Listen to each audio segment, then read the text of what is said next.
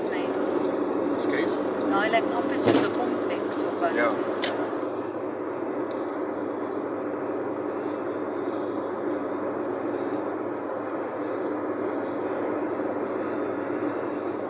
Toen noem hulle dit die Dorsland trek, die Dorsland.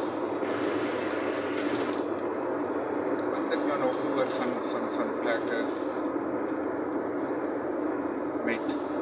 met soortgelyke name.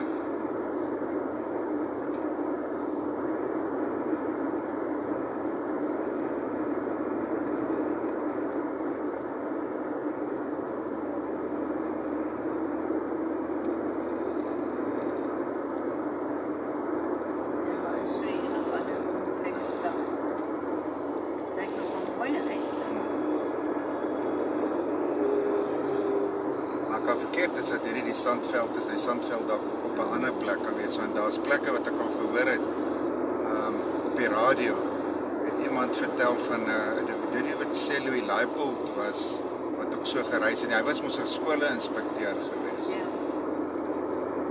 En dan het hy skole en goed besoek.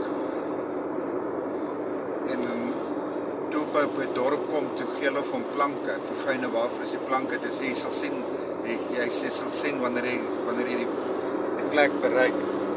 Hy sê so ver as wat hy moes ry, moes hy die planke pak en dan moes hy ry met die kar en so die planke weer gaan haal en voor die kar gaan sit. Want daai tyd se kar het mos baie dun wiele gehad. Jy weet wanneer was hulle sê Louis Leipold se tyd, né? En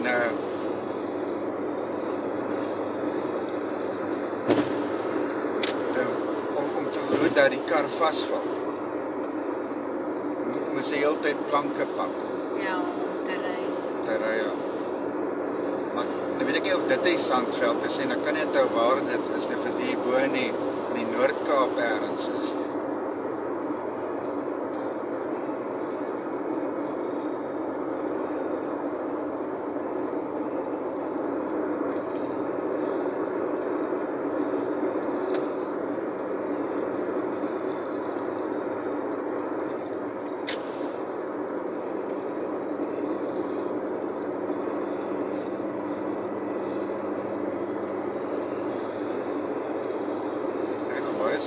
Sulke name gehoor, ek kan nie nou nog dink nie. Want hulle het ene hier gehad, hier by in die Vrystaat, daar op Sasolburg, en ek kan net nie onthou wat hulle dit genoem het nie.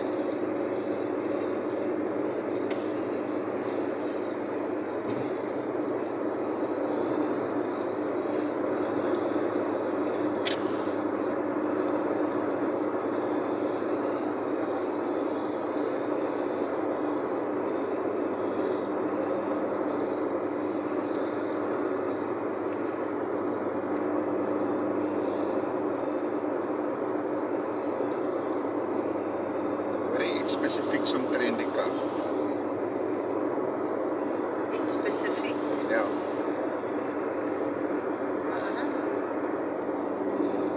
Hy maak so dit. Hy klink soos 'n Ford. En hy daai training. Ja, ek sê ons daai Willem sal net trots op jou wees, sê. Vreeslik, ek sê, as jong hy